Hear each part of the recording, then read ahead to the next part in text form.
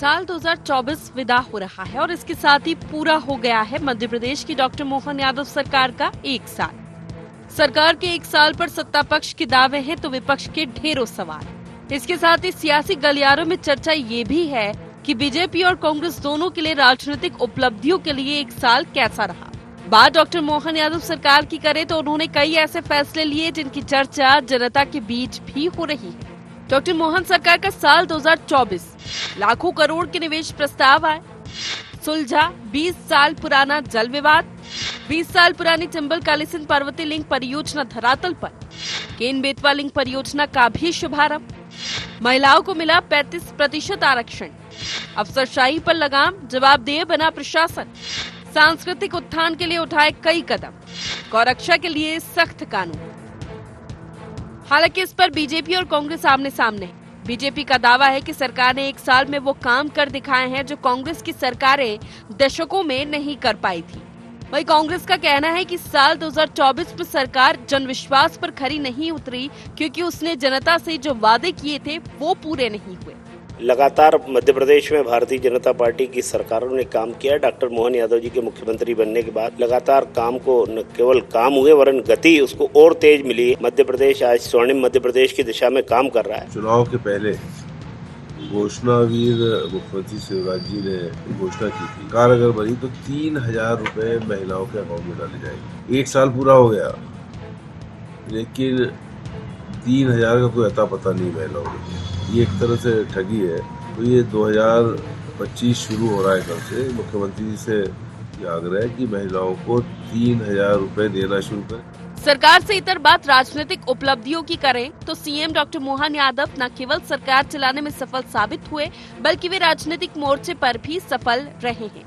2023 में सरकार बनने के बाद सीएम डॉक्टर मोहन यादव के सामने सबसे बड़ी चुनौती 2024 का लोकसभा चुनाव था, जहां उन्होंने 100% सफलता का रिजल्ट देकर राजनीतिक पंडितों को भी हैरान कर दिया। छिंदवाड़ा लोकसभा सीट पर भी बीजेपी ने जीत हासिल की थी। ये काम बड़े बड़े राजनीतिक धुरंधर नहीं कर पाए थे, लेकिन मोहन यादव के नेतृत्व में बीजेपी ने 26 साल बाद कांग्रेस का सबसे मजबूत किला ढहा दिया।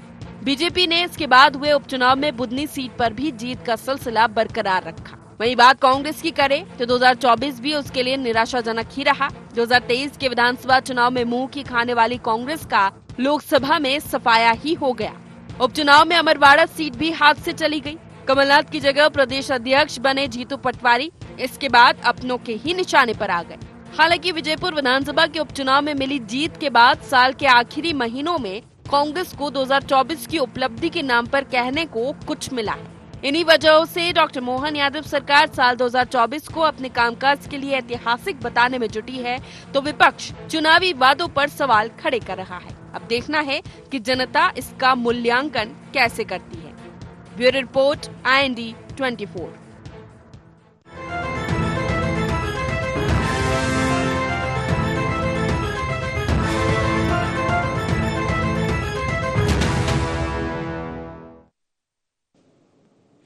नमस्कार, IND एजेंडा में आपका स्वागत है। मैं हूं राघवेंद्र सिंह। आज हम बात करेंगे साल और सवाल। दरअसल जो साल बीत गया है उस पर बात करेंगे और जो साल आने वाला है उसके सवाल पर बात करेंगे।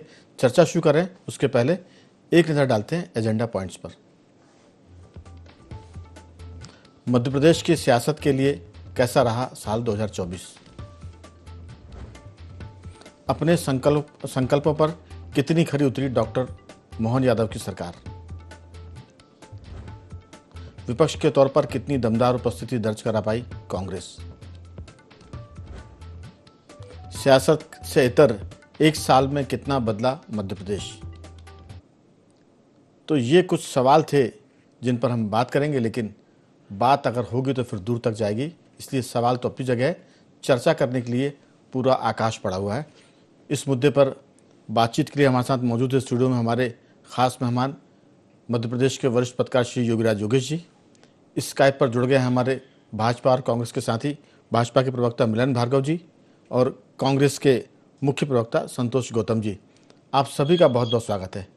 पहले तो बीत रहे साल की जो भी कुछ हमें उपलब्धि हासिल हुई उसकी बधाई, और नए साल जो कल आने वाला है या कुछ घंटे बाद जो लग जाएगा उसके लिए अग्रिम शुभकामनाएं सभी साथियों के लिए, पूरे मध्य प्रदेश और भारत के साथ पूरी दुनिया के लिए।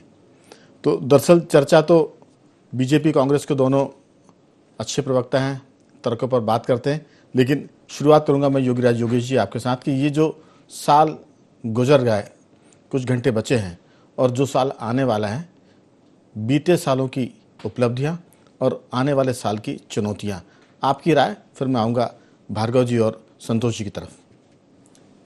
देखिए राघवन जी, मध्य प्रदेश में बीते एक साल में पॉलिटिकल सीनरी की यदि बात करें तो बहुत कुछ घटा और मध्य प्रदेश के लिहाज से कई चीज़ें बहुत अच्छी हुई। जैसे मोहन यादव सरकार एक बड़ी उपलब्धि अपनी मानती है कि केन वेदवालिंग परियोजना हो, चाहे वो चंबल काली सिंध परियोजना हो, ये बड़े लंबे समय से अटकी हुई परियोजनाएं थीं और ये इतनी बड़ी परियोजनाएं हैं कि कई बार कई स्टेट की सरकारें अपने 5 साल में नहीं कर पाती, जो अभी 1 साल में हो गई। तो ये मध्य प्रदेश के लिहाज से एक बड़ा डिसीजन हुआ ये और बड़ी सौगात मध्य प्रदेश को मिली। जहाँ तक बात करें शुरुआत से ही, आप यदि राज्य सरकार की बात करें तो मोहन यादव इस बारे में ज़रूर ये सफल रहे कि पिछली बार शिवराज सिंह चौहान के शासनकाल की तुलना में ये लगातार आरोप लगते रहे थे कि प्रशासन पर थोड़ी कसर ढीली है मुख्यमंत्री जी की, थोड़ा सा उद्योग के मामले में मध्य प्रदेश पिछड़ा हुआ है। और इन्हीं 2 क्षेत्रों पर मोहन यादव जी ने काम करना शुरू किया और प्रशासनिक कसावट के उनके बहुत सारे फैसले हम पहले भी कई बार चर्चा करते रहे हैं कि कैसे कैसे कई जब गुना हादसा हुआ था तो कैसे उन्होंने पूरा का पूरा ट्रांसपोर्ट कमिश्नर से लेके एसपी कलेक्टर सब हटा दिए थे। इसके अलावा भी बहुत सारे बाद में से डिसीजन आए कि जिसमें प्रशासन को लेकर जो एक कहा जा रहा था कि बीजेपी की सरकार प्रशासन पर लगाम नहीं लगा पाती, उस पर लगाम लगाने की कोशिश की। दूसरा, डेवलपमेंट का जो एक जिसको मोमेंटम जिसको बात करते हैं वो बरकरार रखा मोहन यादव ने, तो ये एक उनकी बड़ी उपलब्धि। लेकिन अभी भी एक जो महत्वपूर्ण बात जो उनके नेगेटिव जा रही है, जिस पर कंट्रोल करना चाहिए, वो है क्राइम। मध्य प्रदेश में क्राइम के मामले में अभी भी कोई अंकुश नहीं है। ख़ास तौर पर खुद मोहन यादव जी के गृहनगर की यदि बात करें तो उज्जैन का क्षेत्र भी जो है बड़ा संवेदनशील क्षेत्र है और वहाँ पर कई बार एंटी टेररिस्ट एक्टिविटीज़ का वो गढ़ बना हुआ है, चाहे वो सिम्मी का हो चाहे और अदर एक्टिविटीज़ का हो। बहुत सारे ऐसी घटनाएं हुई जो कम से कम नहीं होना चाहिए था, जिस पर कंट्रोल किया जा सकता था। अभी देवास के पास सतवासा में घटना हो गई, आदिवासियों को लेकर लगातार कांग्रेस बीजेपी को घेर रही है, आदिवासी थाने में उसकी मौत हो गई। तो ऐसे कई क्षेत्र ऐसे हैं जिसको लेकर सरकार को थोड़ा काम करना चाहिए। बहरहाल मैं ये मान के चलता हूँ कि 1 साल के लिहाज से मोहन यादव का सरकार बहुत सफल कार्यकाल में मानता हूँ। और कांग्रेस के तौर पर यदि बात की जाए तो निश्चित तौर पर कांग्रेस का लीडरशिप अभी नई है, चाहे वो प्रदेश की बात करें, प्रदेश अध्यक्ष की बात करें, चाहे विधानसभा में भी जब हम लगातार देखते हैं हेमंत कटारे हैं, चाहे उमंग सिंघार हैं, वो अपनी योग्यता के मुताबिक काम तो कर रहे हैं। और कई मसलों पर इस बार का विधानसभा सत्र तो बड़ा जोरदार रहा, जिसपे कांग्रेस ने सत्ता पक्ष को जमकर घेरा। तो मुझे ऐसा लगता है कि धीरे धीरे ये जो दक्षता है, ये कौशल है, ये लगातार देखने को मिल रहा है और साल के जाते जाते एक सौगात तो कांग्रेस को मिलेगी विजयपुर के रूप में। बहरहाल दोनों पार्टियों के लिए बहुत बढ़िया मैं मानता हूँ और इनके लिए तो पाने को भी बहुत कुछ है। कांग्रेस के पॉइंट ऑफ व्यू से यदि बात करें, नया नेतृत्व है, नई लीडरशिप है और मोहन यादव की सरकार की मैंने पहले ही कहा कि मैं बेहद सफल कार्यकाल ये 1 साल का मानता हूँ। ठीक, संतोष जी, जाहिर सी बात है कि सत्ता पक्ष अपना अच्छा देखेगी और विपक्ष और मीडिया का काम है कि वो सरकार की वो चीज़ें बताएं जो सरकार की कमियां भी हैं और जनता के लिए ज़रूरी भी है। तो इसमें कोई शक नहीं, जो योगीराज जी ने कहा कि सदन में कांग्रेस का परफॉर्मेंस, पहला परफॉर्मेंस एक तरह से कह सकते हैं संतोषजनक है और अब नए साल में वो और बेहतर करेगी। सरकार के सामने बहुत सी चुनौतियाँ, क्योंकि वो 163 सीट लेकर आई है, जनता के बहुमत में किसान का मामला है, शिक्षा का मामला है, स्वास्थ्य का मामला है, करप्शन का मामला है। अभी हाल की बात करें, 1 हफ्ते में जो 2 घटनाएं हुई हैं राजेश शर्मा और सौरभ शर्मा की, ये सरकार के लिए चुनौती है कि करप्शन अगर सामने आता है तो उसको आप किस तरह से निर्ममता के साथ उस पर कार्रवाई करें, उसको कुचलें। या तो करप्शन की दुम को दबाएं या करप्शन वालों की दुम को दबाएं या खुद दुम दबा लें। ये 2-3 ऑप्शन है सरकार के पास। तो सरकार किसकी दुम दबाती है या किसकी दुम दबती है करप्शन के मामले में, ये भी चुनौती है। और एक बात जो सबसे खास है कि लॉ एंड ऑर्डर, मुख्यमंत्री डॉक्टर मोहन यादव के पास खुद गृह विभाग की जिम्मा उनके पास है, जैसे उत्तर प्रदेश में आदित्य योगीनाथ के पास है गृह विभाग। तो यहाँ पर पुलिस की धमक की ज़रूरत है। अगर ये कामयाब रहे तो फिर ये कार्यकाल कह सकते हैं कि आने वाला 2025 भाजपा के लिए बेहतर होगा। और कांग्रेस के लिहाज से तो आप बताएंगे कि कांग्रेस संगठन क्या करने वाला है, विधायक दल की स्थिति क्या रहेगी विधानसभा में, बजट सत्र में क्या हो सकता है, आपकी राय? देखिए राघवेंद्र जी, सबसे पहले तो मैं आपको नववर्ष की शुभकामनाएं देता हूँ। योगीराज जी को और मिलन जी को भी नववर्ष की शुभकामनाएं देता हूँ और आपके चैनल के माध्यम से पूरे मध्य प्रदेश की जनता को नववर्ष की शुभकामनाएं देता हूँ। और जहां तक इस एक वर्ष का सवाल है, 2024 का प्रश्न है, तो भारतीय जनता पार्टी ने अपनी उपलब्धियों के नाम पर जो चीजें गिनाई हैं, मैं समझता हूं कि वो एक स्वाभाविक कोर्स में भी वो चीजें आ सकती थी। अगर किसी परियोजना की बात है तो मैं समझता हूँ अपने ड्यू कोर्स में वो चीजें अपने आप आ जाती हैं। लेकिन जिन मोर्चों पर भारतीय जनता पार्टी की सरकार विफल रही है, उनको गिनाना विपक्ष का काम है। तो मैं ये कह सकता हूँ साफ कि मोदी की गारंटी के नाम पर जो 2023 के घोषणा पत्र में भारतीय जनता पार्टी ने घोषणा की थी कि हम किसानों को 2700 रुपए समर्थन मूल्य गेहूं का देंगे और 2100 रुपए धान का समर्थन मूल्य देंगे। साथ ही भारतीय जनता पार्टी द्वारा यह भी कहा गया था कि हम किसानों को सोयाबीन का जो मूल्य 6000 रुपए प्रति क्विंटल देंगे। इन सभी मोर्चों पर भारतीय जनता पार्टी ने न केवल जनता को झूठ बोला, बल्कि मोदी की गारंटी को भी पूरी तरह से बदनाम कर दिया कि मोदी की गारंटियां झूठी होती हैं। क्योंकि मोदी की गारंटी के नाम पर कहा गया था कि फसलों का समर्थन मूल्य इतना देंगे। और अतिथि शिक्षकों का मोर्चा हो, पीएचडी के छात्रों का मोर्चा हो, पीएचडी के छात्रों ने साफ आरोप लगाया कि उनको दबाव बनाकर इंदौर कलेक्टर उनका आंदोलन वापस करवा रहे थे। चाहे आप नर्सिंग घोटाले का मामला देख लो, भ्रष्टाचार का मामला देख लीजिए, आप विश्वास सारंग और गोविंद राजपूत जैसे लोगों पर लगातार उंगलियां उठ रही मंत्रियों पर। रघुनंदन शर्मा जैसे वरिष्ठ भाजपा नेता ने कहा है कि पूरी भारतीय जनता पार्टी भ्रष्टाचार का अड्डा बन गई। उन्होंने कहा कि मेरे पास लोग आते हैं पूरे प्रदेश भर से कार्यकर्ता और कहते हैं कि वल्लभ भवन दलाली का अड्डा बन चुका है, मंत्री विधायक से लेकर पार्षद तक सब भ्रष्टाचार में लिखते हैं। कांग्रेस के आरोप नहीं है, ये भारतीय जनता पार्टी के नेता के आरोप है। चाहे गोपाल भार्गव के सुर देख लीजिए, भूपेंद्र सिंह के सुर देख लीजिए, सभी एक सुर में भारतीय जनता पार्टी के इस एक वर्ष के कार्यकाल को बिल्कुल भी अच्छा नहीं मान रहे हैं। और ये हमारे आरोपों से ज्यादा भारतीय जनता पार्टी के लोग बढ़ चढ़कर आरोप लगा रहे हैं, जबकि भारतीय जनता पार्टी में ऐसा पहले नहीं होता था। तो आखिर क्या कारण है कि असंतोष इतना चरम पर है? दूसरा, आपने कुछ पॉइंट्स की ओर इशारा किया कि कानून व्यवस्था की स्थिति, जबकि मोहन यादव जी प्रदेश के गृह मंत्री भी हैं मुख्यमंत्री के साथ में।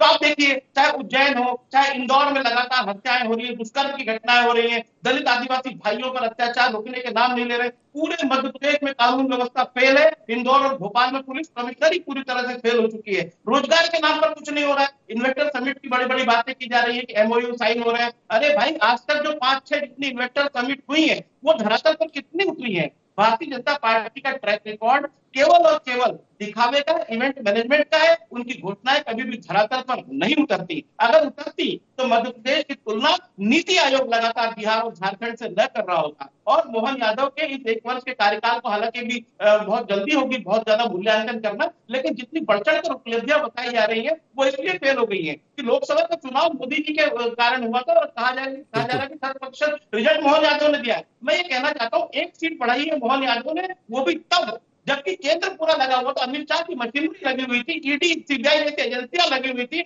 उसके बाद भी अमरवाड़ा की सीट जो है 25,000 के अंदर जीती है। जो कांग्रेस के टिकट पर कमलेश शाह लड़े तो 35,000 जीते हुए। बुधनी की जीत दरअसल उनकी हार है।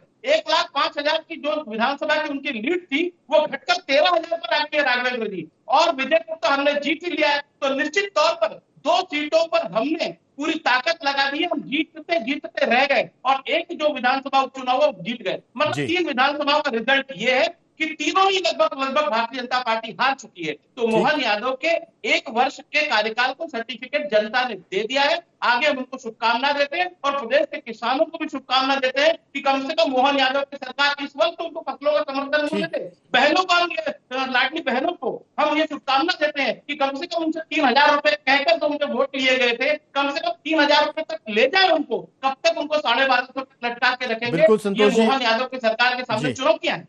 संतोष जी, जैसा हम आपसे अपेक्षा करते थे आपने उसी धारा प्रवाह से अच्छी बातें कही।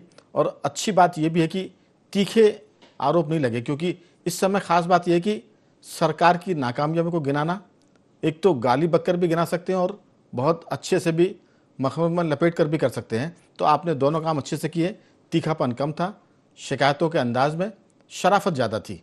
तो मैं कह सकता हूं कि मिलन भार्गव जी, संतोष जी ने अपनी बात पूरी तरीके से कह दी है। कानून व्यवस्था का मामला भी है, किसान का मामला भी, लाडली बहनों का मामला भी है, और दूसरी बात ये भी कह सकते हैं कि उद्योग के मामले में जरूर एक बड़ा काम मोहन यादव की सरकार ने किया, वो ये कि मेट्रो सिटी से आगे निकलकर इंडस्ट्रियल जो मीट होती है उसको उन्होंने डिवीज़न लेवल पर ले गए, उसके बाद डिस्ट्रिक्ट पर ले गए और फिर कस्बे स्तर पर ले गए।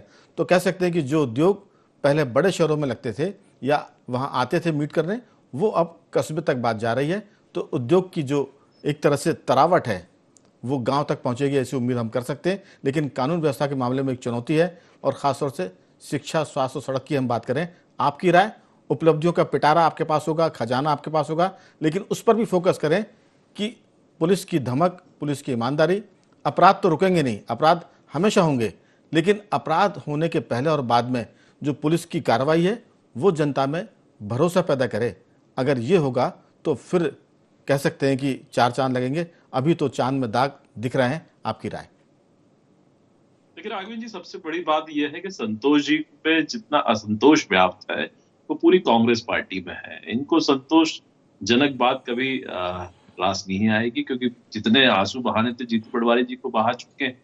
इतना असंतोष है कि जीतू पटवारी जी को रोना पड़ रहा है बैठक में। इतना असंतोष है कि वो दलित महिलाओं में चाशनी तक खोज देते हैं और दलितों की बात करते हैं। देखिए, जिस प्रकार से सरकार ने एक वर्ष में आने वाले 5 वर्ष का जो विजन दिखाया है काम कर कर, हमारी सरकार को 1-2 वर्ष के लिए नहीं है। सबसे बड़ी उपलब्धि हमारी यदि है 20 वर्षों से 5वीं बार सरकार बनाकर हम यदि वापसी कर कर जनता की सेवा करने का अवसर प्राप्त कर रहे हैं, तो हमारी कथनी करनी में जरा भी अंतर नहीं है। जो पिछले वर्ष खत्म हुआ था तो उपलब्धि वर्ष ये शुरू हुआ 163 सीट के साथ, बहुमत के साथ सरकार वापस आती है और जनता के विश्वास मत को हासिल करके 6 महीने में जिस प्रकार के निर्णय डॉक्टर मोहन यादव जी की सरकार लेती है, आप देखिए कि ये निर्णायक रूप से प्रदेश में इतिहास ही होगा कि 29 के 29 कमल खिलते हैं और कांग्रेस पार्टी का सफाया हो जाता है। लाखों लाख कांग्रेस के कार्यकर्ता इतने असंतोष व्याप्त में भी कांग्रेस पार्टी को छोड़ दिए और उनके नेताओं में जो असंतोष है वो साफ दिखाई देता है। संतोष जी भले ही संतोषजनक बातें ना करें, लेकिन हमारा संतोष ये है कि हम जो कहते हैं वो करते हैं। और आप देखिए, सरकार ने प्रयास करके साइबर तहसील से लेकर डिजिटलाइजेशन के इस युग में जो लोगों को सुविधा दी वो आज मील का पत्थर साबित हो गए। इंडस्ट्री को लेकर जो डॉक्टर मोहन यादव जी प्रयास कर रहे हैं, जो अन्य राज्यों से लेकर विदेशों तक जा रहे हैं, ये आने वाले 5 वर्ष बाद जब मध्य प्रदेश आप देखेंगे ये देश का नंबर 1 राज्य होगा जो आर्थिक रूप से समृद्ध होगा, रेवेन्यू में नंबर 1 होगा, क्योंकि हम चाहते हैं कि हम आत्मनिर्भर बने, व्यक्ति के साथ सरकार भी आत्मनिर्भर बने। और जिस प्रकार के संतोष जी अभी बहुत सारे आरोप लगा रहे थे, ये सब आरोप लेकर गए तो थे, ये नरसिंह घोटाले की भी बात कर रहे थे। अरे नरसिंह घोटाले की जांच किसने की? हमारी सरकार ने ना, और उसी एजेंसी ने की जिस एजेंसियों को आप तोता कहते हैं, कभी कहते हैं कि ये राजनीतिक रूप से यूज कर रहे हैं, वही एजेंसी काम कर रही ना। और अभी जिन आरोपों को लेकर अभी राघवेंद्र जी आप भी कह रहे थे कि दुम पकड़ी या छुपाई, इस दुम को पकड़ने का काम भी तो यही सरकार कर रही है। उस दुम को दबोच कर जितना काला धन था उसको, रघु संपत्ति को जब्त करने का काम किया। जो तथाकथित सौरभ शर्मा है, अभी जांच चल रही है, जांच में और बड़े बड़े चेहरे भी आएंगे तो उनको भी सलाखों के पीछे डाला जाएगा, किसी को बख्शा नहीं जाएगा। यदि बख्शना होता, छुपाना होता तो कार्रवाई क्यों? हमारी तो सरकारें हैं, लेकिन हम जिस जीरो टॉलरेंस की नीति प्रधानमंत्री नरेंद्र मोदी जी का सपना है, भविष्य का भारत जीरो टॉलरेंस की नीति हो, चाहे वो अपराध के प्रति हो या भ्रष्टाचार के प्रति हो, इन सबको खत्म करके जो विकसित राष्ट्र बनाने का सपना है प्रधानमंत्री जी, उसको साकार करता हुआ ये मध्य प्रदेश है, डॉक्टर मोहन यादव जी की सरकार है। लॉ एंड ऑर्डर की जहां तक बात है, देखिए लॉ एंड ऑर्डर बहुत मजबूत हुआ है, अब FIR भी होती है, इसीलिए सबको दिखाई देता है। ये वो वाली सरकार नहीं है कि साहब एक दलित को जिंदा जला दिया जाए कमलनाथ जी के समय और उस पर FIR भी नहीं हो, आंदोलन करना पड़े। तो ये वो सरकारें नहीं है जहां आज दलितों की चिंता करने वाली कांग्रेस पार्टी से पूछिए तो दशकों का आता है। दशकों में आपने इस वर्ग के साथ न्याय क्या किया? आज एक आदिवासी महिला राष्ट्रपति के पद को सुशोभित कर रही, तो आप ही तो विरोध कर रहे थे। आज मध्य प्रदेश में संवैधानिक पद पर बैठे हुए व्यक्ति कौन है? आदिवासी वर्ग से आने वाले। तो इस वर्ग के साथ जो न्याय हुआ है, इनके महापुरुषों के साथ जो न्याय हुआ है, देश में गौरव का विषय है। और मध्य प्रदेश बहुत समृद्धशाली है राघवेंद्र जी, चाहे वो सांस्कृतिक रूप से विरासत की बात हो या पर्यटन के क्षेत्र में। हमारे मध्य प्रदेश में बहुत सारे अवसर हैं जिनको अवसर को पहचान के आगे जिस प्रकार से उनको मध्य प्रदेश में पर्यटन बढ़ा है, कितने गुना बढ़ चुका है कि आज मध्य प्रदेश में रोजगार भी सृजन हो रहा है, आर्थिक रूप से भी समृद्ध हो रहा है। बिल्कुल। और प्रधानमंत्री नरेंद्र मोहन मोदी जी के सपने में आज देखिए मध्य प्रदेश में 30-30 मेडिकल कॉलेज है और डॉक्टर मोहन यादव जी ने कहा है कि आने वाले 5 वर्ष में हम प्रत्येक जिले में एक मेडिकल कॉलेज ले जाएंगे और हर व्यक्ति के हाथ में रोजगार हो, हर हाथ के व्यक्ति में हाथ काम हो, इस दिशा में वो बढ़ रहे हैं। और आप देखिएगा बहुत सारी योजनाएं हैं जो सस्टेन कर रही है, हमने किसी योजना को बंद नहीं किया। कमलनाथ जी आए थे, 5 रुपए की थाली गरीब की बंद कर दी थी, बच्चों को मिलने वाली साइकिल छीन ली थी, लैपटॉप छीन लिए थे, ये चाहते थे आईफा अवार्ड करना और मध्य प्रदेश की एक एक योजनाओं को बंद करना, लेकिन जनता ने समय रहते चेत कर जो हमको पुनः आशीर्वाद दिया और मौका दिया, उनको खदेड़ दिया बाहर कर। बिल्कुल मिलन जी, इतनी अच्छे थे तो इनकी इतनी दुर्गति क्यों हो रही है? बिल्कुल मिलन जी, जो आपने काम किया उसके लिए बीजेपी को जनता ने बधाई दी है, जनता ने जनादेश दिया है। अच्छे काम करना, उनका कल्याण करना, जन कल्याण करना, ये तो सरकार की जिम्मेदारी में शामिल है। इसलिए जो आप अच्छे काम कर रहे हैं वो जिम्मेदारी में है, उसके लिए बिल्कुल आपकी पीठ ठोकी जाएगी, बधाई दी जाएगी। लेकिन हम बात कर रहे हैं कि जो चीज़ें नहीं हो पाई, अगर एक कह सकते हैं परिवहन के हवलदार के पास अरबों रुपए का मामला निकलता है तो ये चिंता की बात है। बेशक आपकी सरकार ने पकड़ा, लेकिन इसके पहले तक तो वो इकट्ठे करता रहा। तो ये यहाँ पर चिंता करने की जरूरत है ताकि ये दोबारा कोई सौरभ शर्मा ना हो पाए, कोई राजेश शर्मा ना हो पाए। ये काम चिंता करने की जरूरत है। जो हो गया उसके लिए कार्रवाई की बेहतर है, लेकिन अब कड़ाई से कार्रवाई हो, उसके पीछे जो छुपे चेहरे हैं वो सामने आए। क्योंकि पिछले दिनों की हम बात करें, कल की कांग्रेस की पीसीसी चीफ पटवारी ने कहा है कि सौरभ शर्मा की हत्या भी हो सकती, क्योंकि अगर वो पकड़ा गया तो बहुत सारे नाम बेनकाब होंगे। इस तरह के आरोपों को आप विश्वास करेंगे? देख कपोल करते सवाल आरोप का नहीं है, सनसनी बनाने के लिए है। और ये आरोप में मिलन मेरी बात सुनो, के प्रति जो संवेदनाएं की हैं, तो ये भी बताता है कि एक अपराधी के प्रति कितनी कांग्रेस। मिलन भार्गव जी, मेरा सिर्फ कहना है, काम आपकी पार्टी का और सरकार का है। ये वो बातें हैं जो आम जनता में चल रही हैं। तो सीधी सी बात है कि सरकार ने पकड़ा, अच्छी बात है, लेकिन इस सरकार के रहते उसने इकट्ठे भी किए, ये भी सच है। मैं लौटूंगा आपके पास। योगीराज जी, बेशक सरकार अच्छा काम कर रही है, मिलन भार्गव ने बहुत अच्छी वकालत की है सरकार की और पार्टी दोनों की। संतोष गौतम जी ने सरकार पर निशाने साधे, उन्होंने भी अच्छा काम किया है। लेकिन सवाल यह है कि अब जो अगला साल आ रहा है उसमें सरकार के सामने जो चुनौतियां हैं, सरकार इतनी अगर मजबूती से आगे बढ़ी तो बहुत सारी चुनौतियों को वो सफलतापूर्वक कह सकते हैं कि उस पर विजय भी प्राप्त करेगी। आपकी राय? नहीं, बिल्कुल सही बात है। जिस दिशा में सरकार आगे बढ़ी, हो सकता है कि इससे बड़ी उपलब्धियां उनके खाते में जाएं। लेकिन ये जो जिन दो बातों को लेकर हमेशा चिंता जताई जाती है, करप्शन का मामला हो चाहे क्राइम का मामला हो, इन पर सरकार को इसलिए लगाम लगाना चाहिए कि हम इसको केवल ये ना देखें कि 1 साल की बीजेपी की सरकार है। बिल्कुल, ये 20 साल की करीब 2 दशकों की बीजेपी की सरकार है और अब फाइन ट्यून का समय है, जिसको म्यूजिक की भाषा में बोलें, या जिसको बोलते हैं फाइन टच देने की जरूरत है। मतलब यदि क्राइम हो रहा है तो वो बिल्कुल अब उस पर एक्सट्रीम पे जाके आप उसको माइन्यूटली वॉच करें और वो खत्म हो। बिल्कुल। अभी जैसे मिलन जी ने एक बात की कि साहब हमारी सरकार ने, हमारी एजेंसी ने सौरभ शर्मा को पकड़ा। आप बताइए, यहाँ पूरी मध्य प्रदेश की एजेंसी ने कार्रवाई कर ली। जब ईडी आई तो ईडी ने 44 करोड़ के अलग घपले पकड़े उनके, और ये तब है जब आप 8-15 दिन सारी कार्रवाई करते रहे। तो कहने का अर्थ है कि एक ही बार में वो सारी एक्शन होना चाहिए। और दूसरी बात यह कि ये कैसे ये पॉसिबल हो गया कि क्या सरकार के किसी नुमाइंदे को इसकी खबर नहीं रही? 2-2, 3-3 मंत्रियों के उसमें नाम आ रहा है, अफसरों के उसमें नाम आ रहा है, तो क्या किसी को इसकी भनक नहीं थी? योगीराज जी, जब जागे तब सवेरा। अभी पकड़ में आया, सरकार कठोर कार्रवाई करे तो पिछली सब चीज़ें माफ़ हो जाती हैं। तो सीधी सी बात है कि जब आपके सामने कोई चीज़ आई, मोहन यादव को सरकार में आया तो 1 साल हुआ है, तो कह सकते हैं कि मोहन यादव की जिम्मेदारी 1 साल से शुरू हुई है। तो हम उसी पर बात करेंगे। संतोष जी, आपकी राय? देखिए, योगीराज जी ने बिल्कुल सही कहा कि आखिर इतने बड़े पैमाने पर जो भ्रष्टाचार हुआ है वो बिना बड़ी मछलियों के मिली भगत के नहीं हो सकता।